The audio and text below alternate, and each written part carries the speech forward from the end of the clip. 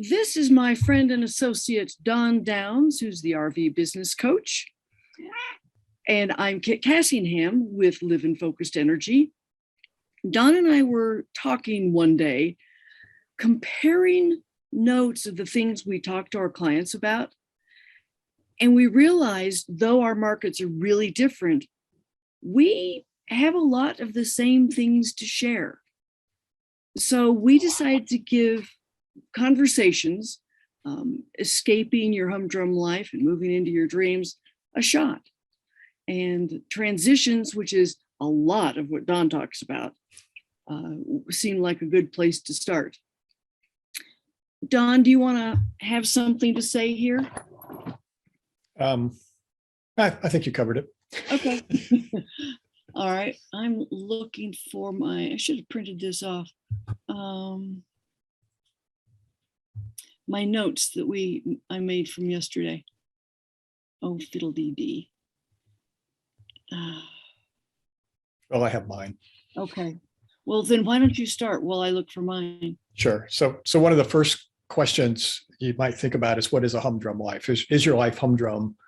And, if it is, do you want to move out of it, or are you happy being humdrum? So one of the things we were kind of exploring is what exactly is a humdrum life and what leads to it. I know some of the things we kicked around it's where you're not challenging yourself. You're just kind of floating along like a bag on the side of the interstate. You're not growing, just status quo, or, what I usually find, if I'm not growing, I'm going backwards. There's very little staying still. That's kind of a place to start, is you just realize there's something missing in your life, something that there's more to it than what you got. And so what we want to explore is, how do we reach out and figure out what's missing, and how are we going to go get it? Yeah, and a lot of what we're missing, I think, is we aren't living our true, authentic life. We're not following our dreams. I hear people all the time say, well, if I had my way, I would be doing this or that. Sometimes that's a good, doing things to support the family. I have a nephew who put off one of his dreams because he had a family to raise. So he took a job that he's loving, but it's not what he thought he wanted to do. So is he not living his dreams, or did he realize he had several dreams to live? I'm guessing the latter. Probably the latter. And, yeah. We have seasons in life. And so sometimes you might follow one dream instead of another. Like you said, you have that, you're the obligation to feed your family. Maybe this isn't the right time to walk off your job and, try to make a living as an artist or a photographer or, whatever. And Don, you just came up with another great analogy for transitions, seasons of our lives. Seasons transition, and we transition right along with them. Brilliant job, sir. We do. Yeah. And I think a lot of times, I don't know why well, I do know why we hold ourselves back. And I think a lot of times it's out of fear. If I pursue this, what are other people going to say about it? What if I fail? And so that fear element a lot of times keeps us stuck in a rut instead of reaching out to explore. Particularly you see this in the RV world, when someone decides they want to sell everything and RV full time, very likely parents, family, neighbors, friends are like, what are you doing? Are you nuts? This is crazy. It'll never work. You guys are going to get on the road, get so sick of each other. You guys are going to get tired and not have any space, blah, blah, blah, blah, blah. So, that there is that, going in, people are going to object to it. And sometimes you don't know. Sometimes it's like, well, what if I do this? What will people say? But that definitely, I see fear hold us back an awful lot. And lack of self-confidence, I guess, is an aspect of fear too. So we often can do that. Yeah, I would say that's probably an element of fear. Yeah. that self-doubt, not sure that we can pull this off, fear of failure or whatever. Yeah. And as you said, what will the neighbors say? What will mom and dad say? What will my Right. spousal unit say? So yeah. And then the downside of that is we end up missing out on a huge opportunity to, as you said earlier, Kit, live fully within ourselves. So, it's sad, but we hold ourselves back like that a lot. So do you think there's a way we can live our dreams and honor our commitments to be responsible and take care of ourselves and our family? I sure hope so. Okay. But like I said earlier, seasons of life, you might have to carefully consider when's the right time to pursue certain dreams. Some of them you ought to just go for, and some of them it's like, I could play a little bit safer here. But it's a fine line, but there's a difference kind of between playing it safe because of certain obligations versus stuck because you're afraid to take a risk. One of my dreams was to be a bed and breakfast owner, to be an innkeeper. Man, did I pursue that hard. But whatever, there were blockades to keep me from doing it. Lack of money. And I probably could do it now, but I've moved on. There are other things to be doing with my life now. So instead of taking care of people at my inn, which is what I loved doing, it required multitasking, which I'm really good at. And it's okay to multitask as an innkeeper. Now I take care of people through my coaching and just my way of living. Instead of having travelers come to me, I go to the world, which is fun too. So that was a dream that I pursued. I was a bed and breakfast innkeeper for other people, which is the next best thing to not doing it. I mean, it was the next best thing to having my own, and better than not doing it. So. Yep. Yeah, that's a good example. And, sometimes we parallel or tangential to, what we think our real dream is, because that's what we can get to with a reasonable amount of risk and reward.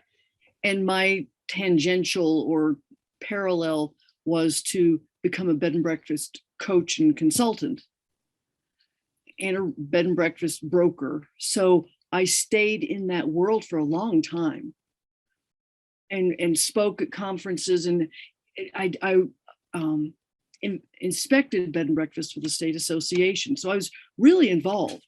Right. You just did everything but own it. Everything but own it. Yeah. So, and that was okay.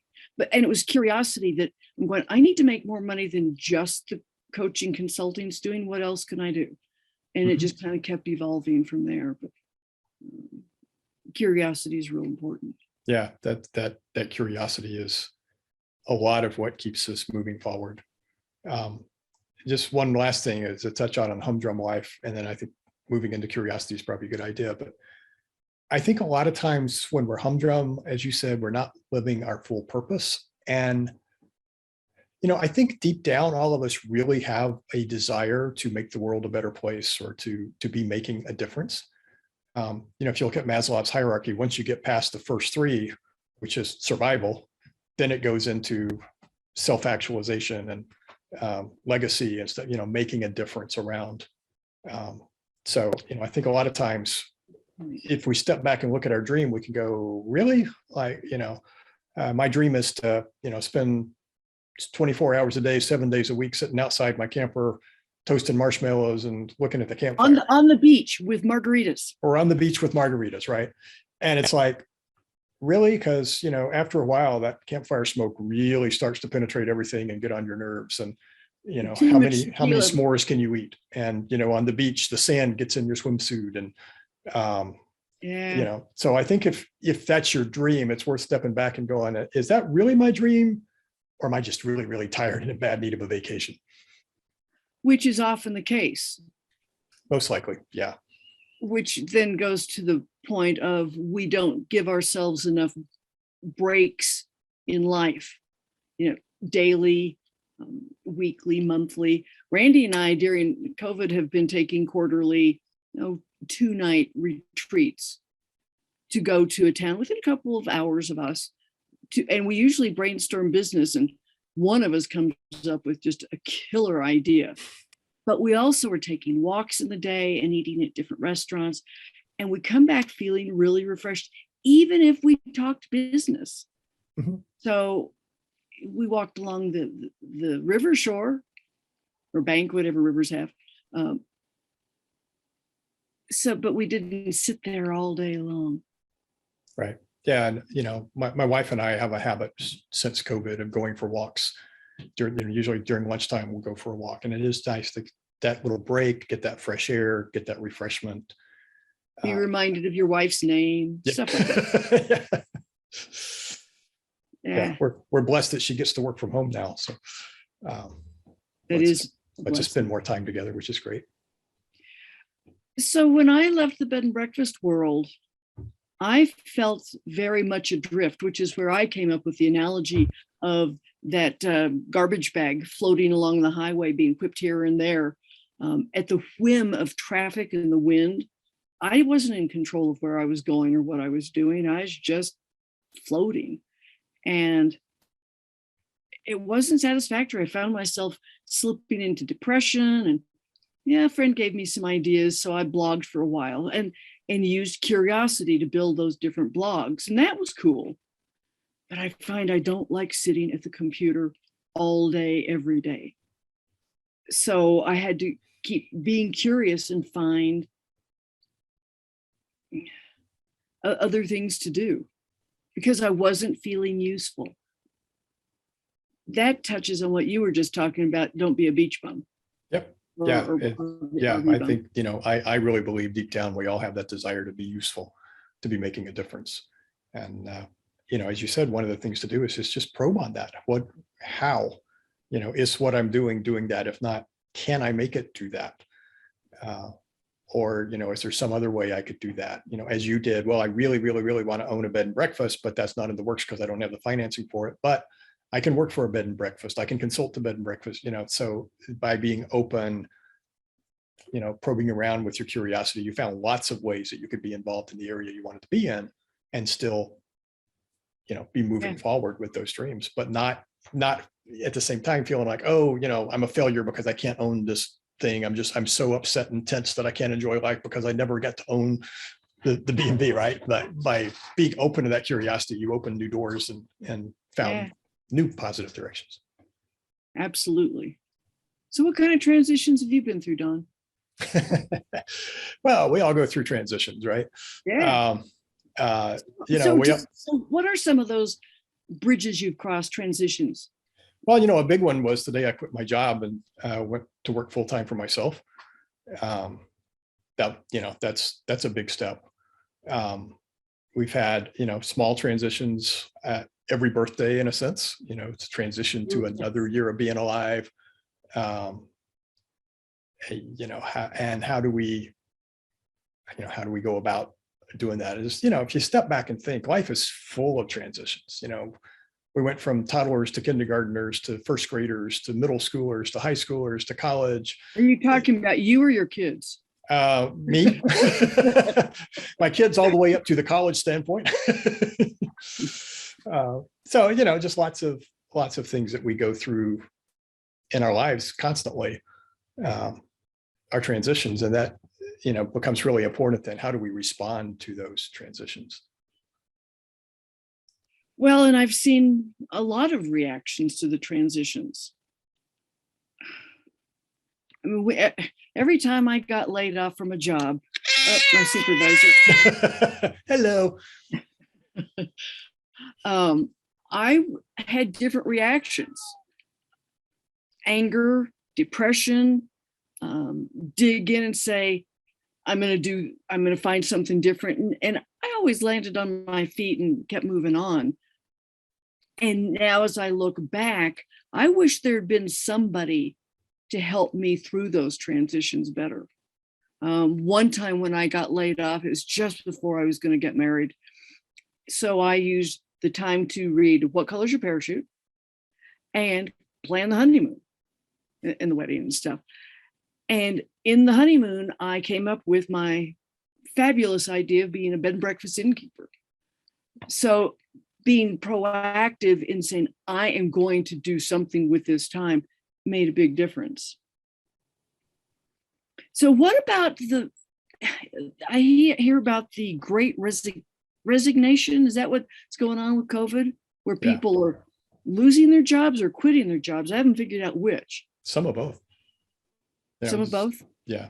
I think the great resignation is a lot of people are saying, I'm not going back to the way it was before.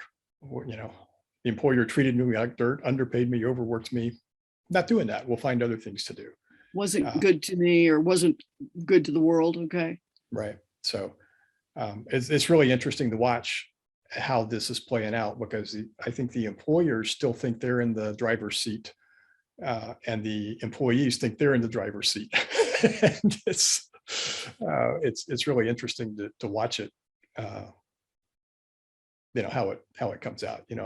A lot of my clients want to start their own business, but some would prefer to have a remote job. And so a year ago this time, I thought everybody would easily have a remote job. And then as we started coming out, the employer started going, talk about transitions. We always had everybody come back into the office, and by golly, that's the way it ought to be. Everybody should come back to the office. That 18 months we spent out there proving that everybody could be just as productive from home. Don't worry about that. We want everybody back in the office because that's the way we've always done it. And, it's a poor way to handle a transition, I think. And it's resulting probably in the great resignation, people going, why can't you be flexible?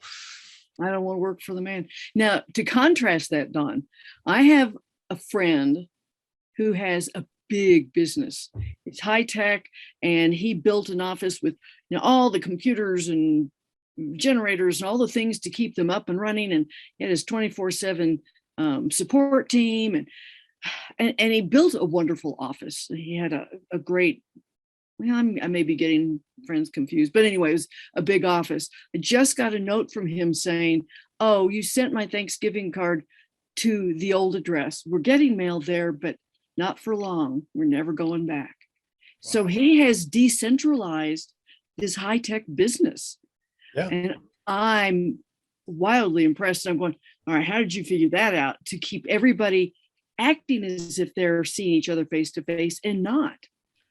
That's a big challenge. And one of the things I think we're still working on. There are a lot of advantages to having the distributed workforce. I mean, if nothing else, you can hire the best person for the job, regardless of where they live. Right. It doesn't matter if they're in Washington or North Carolina or Arizona or Spain. Southwest Colorado. Yeah, you get the best. You can hire the best workers. There are some downsides. A lot of knowledge gets transferred in an organization during hallway conversations. Yep. A lot of knowledge gets transferred by walking by somebody's cubicle and overhearing something and joining the conversation or eavesdropping on the conversation. So we don't necessarily have those worked out, how we're going to make up for that in a pure remote environment. So I think it's really important for us as we make this transition, whatever it is, from pandemic to post-pandemic, that we be aware of both the great sides of the remote work and the downsides of the remote work, and say, how can we pull the best of both of these in? Although some of the entrepreneurs I know, and you and I know a lot of the same ones, they're using apps even when they're in the same office to carry on those quick little conversations rather than being in the hall, because they don't want to walk down the hall or down the stairs or whatever. Well, that's what I kidded my son at the start of the pandemic. I said, it's not really going to affect you guys because you guys communicate with each other via Snapchat when you're sitting at the same lunch table. So there is that. There are ways to build in things like that. And I think it's just important to keep our eyes open and look for, as you were saying earlier, curiosity. Start probing, how can we do this? If I recognize we're missing this, how can I make it up? Rather than say, oh, that's it. You're going to have to bring everybody back to the office because I'm missing this one element. Is there a way we can make it up remotely? Right. And also remember, not everybody works great remotely. Years ago, I know a guy had an engineering firm, and this was like 10, 15 years ago, way ahead of his time. He said, hey, if I let everybody work remote, I can hire the best engineers in the world.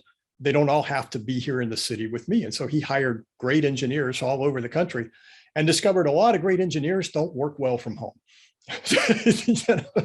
I have an associate from Toastmasters who did not like working from home and couldn't wait to get back to the office.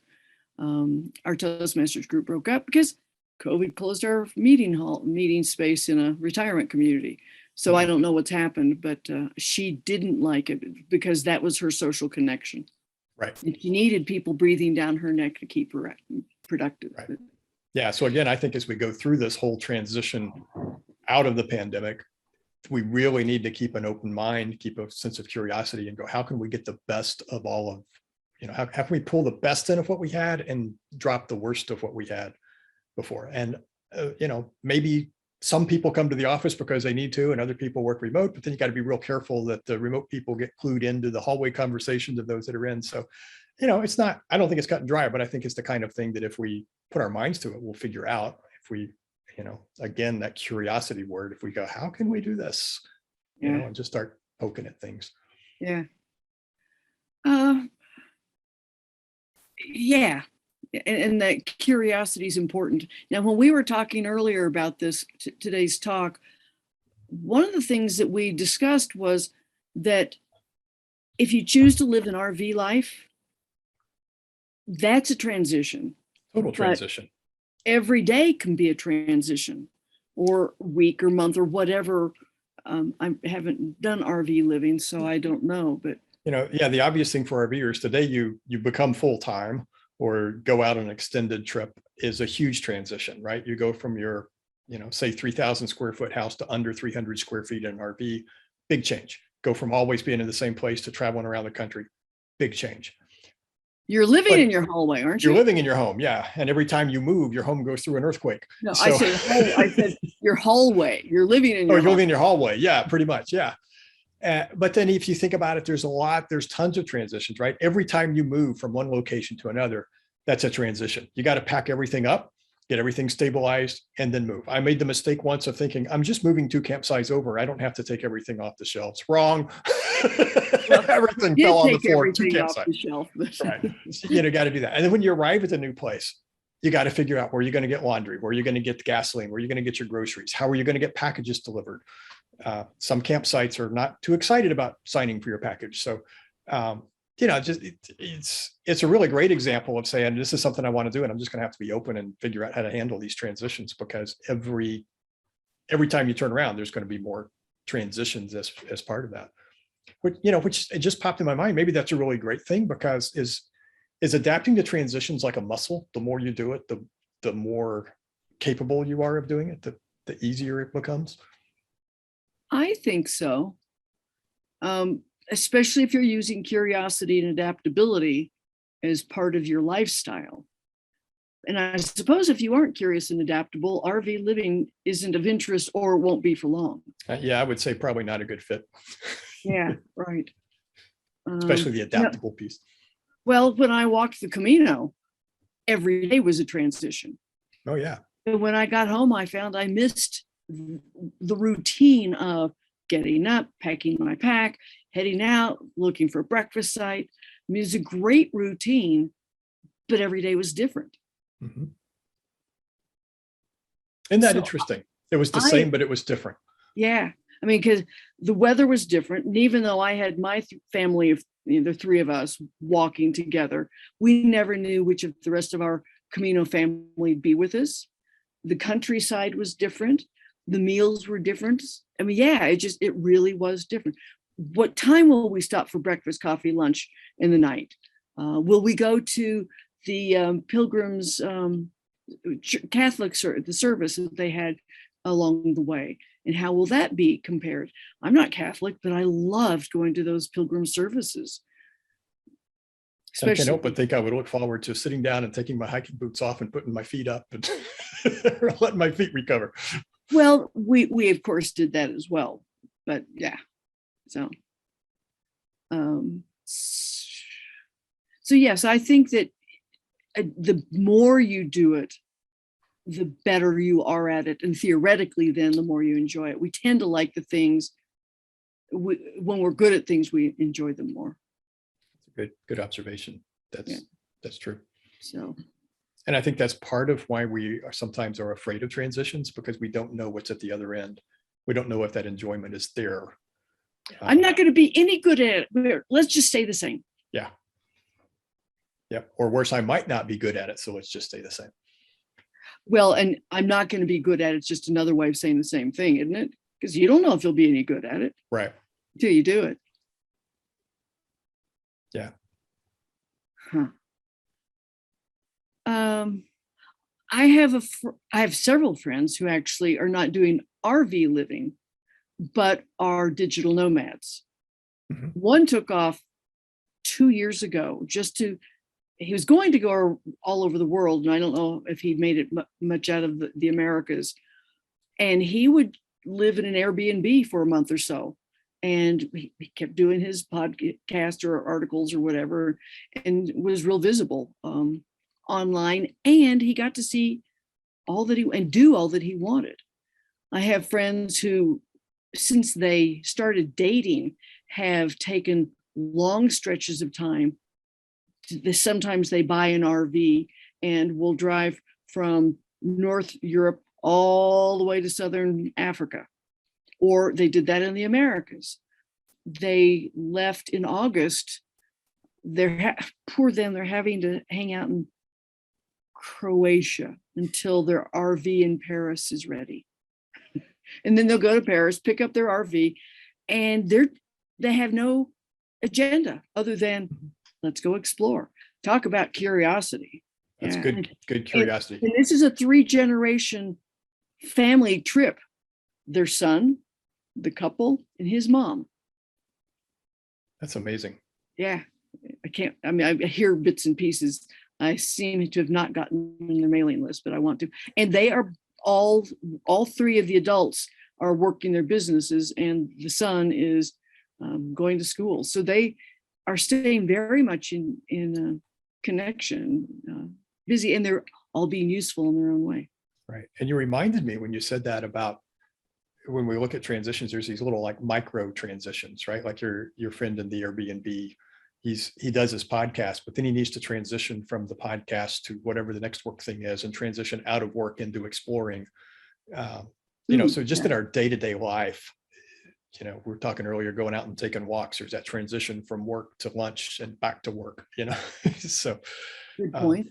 Some of them, some are like routine transitions. You don't have to think much about them, but that might be a way to think about the bigger transitions too. Is I make change all the time, and so why not explore more change? But you don't think of them as transitions, do you? You tend not to. I didn't think of birthdays. But they really are. Well, they are, and birthdays are transitions. Mm-hmm. As the older I've gotten, the more I've enjoyed my birthday. I'm no longer shy about saying, "Hey, it's my birthday. Let's have a dance. Let's do this. Let's do that." But as soon as it came up in this conversation, I thought, since transitions partly are acknowledging the growth we've had and the new skill sets we have, at least that's what I think we need to be doing with transitions, that's what I'm going to start doing with my birthdays, is kicking back and evaluating what I've done, and maybe evaluating what I want to do better, plugging in the curiosity and what will I do this year to move me towards my next birthday. Very cool. So how do we go from avoiding or dreading change and transitions to actually embracing it? We've kicked around, some of it is approaching it with a sense of curiosity, which is really, really important. But I remember one of my coaches, everything he said was, explore it with curiosity. I got so tired of hearing him tell me to be curious, to have. I mean, there is that, and maybe that's a skill we need to develop or redevelop. I mean, as kids, we were very curious. Unfortunately, we get a lot of that trained out of us as we grow up. So we want to figure out, how can we redevelop having a sense of curiosity? How can we overcome fear? The fear of the unknown, the fear of failure, fear of being laughed at. Fear. Well, curiosity is one of my mantras. Anybody who's taken a class with me will know I'm saying, be curious. Mindset is a huge component of how we approach life. Are you facing life and the transition, whatever, with positivity and optimism, or with dread and negativity? And if you can take a positive outlook, then it seems to me the transition is smoother and easier. Maybe not easy, but easier. Easier. Yeah. That positive outlook is another key element. And, part of that is surrounding yourself with other people with positive outlooks, or at least other people who are also trying to develop a more positive outlook. So when you're not a nomad, that's theoretically easier to do. But how about when you're on the road? You don't have a control of who moves into the spot next to you. True. And, reality is you probably don't become best buds with everybody that moves in next to you and hang out with them and party with them until one of you leaves. Hopefully you become friendly enough to speak to each other and maybe, share some times together, but reality is they don't become part of your everyday life while you're there. Not very often. So I don't know if that's, a real big issue. All right. Then what you do. What are you watching on TV? Is it bringing you up or is it bringing you down? What books are you reading? Are they helping you develop a positive mindset, or are they pointing out how terrible everything is?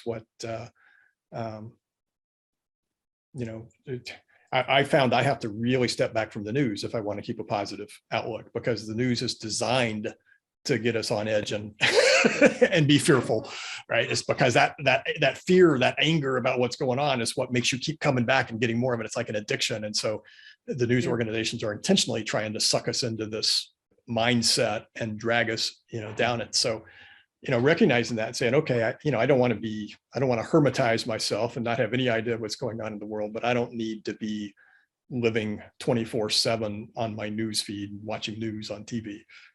I have become a hermit. I call this my cave. And I figure if something big happens, I will be filled in. Randy loves to, he lives in the news because that's how he makes his living. He'll let me know if the day's been canceled or whatever bad news is out there. He'll fill me in. That's a good point. As you go through your day to day, you're going to find out about the big things you need to know anyway. And if you don't, does it make a difference to you if there was an earthquake in some other part of the world? Mm-hmm. I suppose if you have family there, it does, but what can you do about it? Right. And I gave up the news 30 years ago, and I've had people say, oh, but how can you know who to vote for or which vaccine to get? Because I find out that there's an election coming. I go do my research. I find out there's a pandemic. I go do my research. I go to reliable sources. And guess what? The news and Facebook are not part of the reliable sources. The Facebook, absolutely true. And it's sad that we say the news isn't a reliable source, but that has also sadly become the case. Yeah. So how do we then surround ourselves with growth-minded, positive people who are curious and adaptable and maybe not agree with us, but we can have civilized conversations with them? How do we do that, especially if you're on the road? I'm not on the road. I'm here in my cave. But yeah. It's who you surround yourself with in person and virtually. Can your family agree as a whole to develop this attitude? And you choose your friends accordingly. Choose your friends. Even if you just Zoom with them. Okay. Yeah. You know what Jim Rohn says, you're the average of the 5 people you spend the most time with. So look at who you're spending your time with. Is that where you want to be?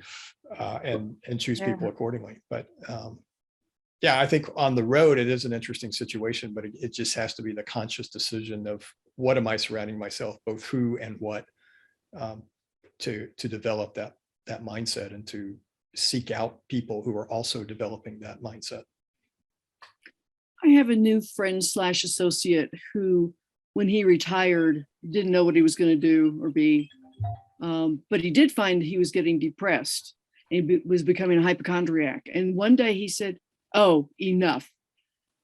I do not want this for my life. And so he has started working at developing more of a positive aging attitude.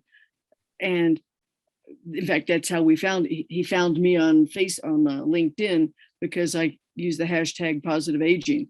And so he and I interact, and it's interesting to watch him catch himself with a negative attitude and tweak it to turn it around. And it sounds like he's a little happier than he was a year ago. Yep, that's really big. I will put the caveat out there. There is such a thing as clinical depression, where it's an imbalance of chemicals, and positive thinking. You're not going to positive think yourself out of that. There's also a depression that is largely from our thoughts, and you can change your thoughts and pull yourself out of that. And changing those thoughts reminded me, a great book I love, Soundtracks by John Acuff. And he talks about what he calls the soundtracks, are those thoughts that go through your mind. Yes. Oh, I'm so fat, oh, I'm ugly. And going, no. Or I'm old. Yeah. Is that true? Is it factual? Is it kind? Probably not. And then can we flip it into something more positive? I'm still working on it, but I find it really helpful to think of it in terms of, oh, when I catch myself having those negative soundtracks, can I turn the volume down on it? And can I flip it into something? Yeah, and flip it into something more positive. Change channel is a good analogy too. The thing is, what we want to do is go, oh, I need to stop thinking that, but it's going to come back, right? And then we go, oh, I just can't stop thinking about it. But if you just think of it as turn down the volume or just change channels, and you may go back to that channel sometime, but to recognize when we have those and to work on flipping them into positive stories we want to tell ourselves instead. Well, and as you said positive, another idea came to me, which is we need to celebrate more. Every win we have, every transition we have deserves a celebration, which is why we have birthday parties. Mm-hmm. And I try to do some kind of celebration, be it a little dance or go pet my manager and watch her scream again. But doing more celebrations will make the transitions enjoyable. We'll start looking forward to them more. They'll be smoother. Yep. And sometimes we need to look for those. Christine Kane tells us she always starts her staff meeting by going around the room and saying, what's new and good today? And have everybody report on what's new and good. It might be in business, might be in their personal life, but start in that framework of what's new and good. That affects the whole tone of the meeting. Sure does. Cool. Well, should we invite our guest to ask questions, make comments, tell bad jokes? Yep, absolutely. Okay. Chime in and give us your thoughts. Questions. Marlene and Corey, what questions, ideas, words do you have? Any? Hi, can you hear me? Yes. Hi, this is Marlene. Hi there. Hi. How are you? I'm enjoying very much listening to you about, the ups and downs and the ins and outs of what it would be like to be out there, because that's my goal, is to be out there. I've had a very long, busy life raising 5 children, and I wound up very busy. Yes. And then I got the privilege of raising a grandchild, and he just graduated high school this past year, and he's at college, away at college, and hopefully doing well. Always bumps in the road. But this is the first time, and I'm 72 years old, that I've ever not had another human being that I needed to take care of. I was of 4 children, and my mother was a non-functioning alcoholic. So very young, I was a caretaker. So got married young, had a lot of kids, and now a lot of grandkids, and I love it all. But it's like I hear you speaking about that wanderlust, that let's go check it out, let's go see something new. That excites me very much. And I've done some this past year. Actually, the year before, I took my grandson to things because I knew it was going to be our last year together, and I wanted to show him, teach him how to have that excitement and to just go because no reason. Yes, that's wonderful, isn't it? There's that curiosity springing up. Yes. And for me last year, well, I've always been responsible, and I didn't think about it. Yeah, I always wanted to travel, but it wasn't available. It was just not Not gonna an happen. option, right? And I own my own business. I have an accounting business, and I've been doing this for the last 20 something years off and on. I'd have to take a part-time job, whatever, here and there, just to make ends meet, because I've been a single parent most of that time too. So I sometimes work 3 jobs. So it's been a lifelong journey of work and responsibility, and I do not make enough on Social Security retirement because I didn't work in the workforce paying into Social Security enough for it to matter. I get it, but it's not enough to live on anywhere. So I have to continue this business, and I started about 2 years ago transitioning everything to online. So I literally can be anywhere and still do my job. Right. And Yeah. it's happening. It's really happening, right? And and was living in the van, and everybody's, oh, you can't live in that van. I'm like, actually, yes, I can. Right. See, there's the naysayers that we talked about earlier. There's always, and I told my daughter what I want to do. She goes, Mom, you need to go do whatever you want to do. Bravo. So when are you going to do it, Marlene? Well, now I'm financially not ready. But you're also in a transition of the first time you're not responsible for taking care of someone else. And that's probably something that you've got to really wrap your head around, because it's going to be a very, very different feeling. Well, it has been. He's something been to gone deserve. about 6 months, and I've had time to go through those moments of, wow, I'm lonely. It's like, well, if you're lonely, get up and get out the door, I heard exactly what you were saying on there about, do something different. And I'm really good at that. And I'm involved with a lot of groups around here and social things. And, I do things. It's not like I sit here all the time, but I sit here more than I should. I want to go where it's warm right this time of year. Yes. So that is the gypsy. I've always wanted to travel and never been able to. Yeah, sounds like it. One thing in your advantage, you talked about transitioning your business to online. So of course you can do it anywhere. Funny story on that. I have a client who lives across town, and we have never met face to face. Exactly. I'm the same way. Well, I want to hear what Corey has, whether he has questions or concepts. Okay, thank you for doing this. It's great. I love to hear it. Well, come back next month. We're going to talk about, what did we say, mindset? Next month is So Corey, do you have any questions or comments or anything? And if not, that's okay. But if you want to say something, you're welcome to. Yeah, thanks. Well, I guess my main comment was just that I found the conversation very interesting. Probably from maybe the opposite perspective of what we've just been discussing, though, where rather than setting down some, job related responsibilities in the hopes of moving on to something like travel, right now, my wife and I are very much in the midst of a whole bunch of change in life. And that's, moving. I'm actually, Marlene, in Ohio too. Actually just moved back up to Columbus from Cincinnati. And so just did that, 4 months ago now. So it seems like shorter than that, but 4 months. But, that was following me starting a new career. And actually, my wife is in the midst of a career transition now. She just submitted her resignation for her position last week.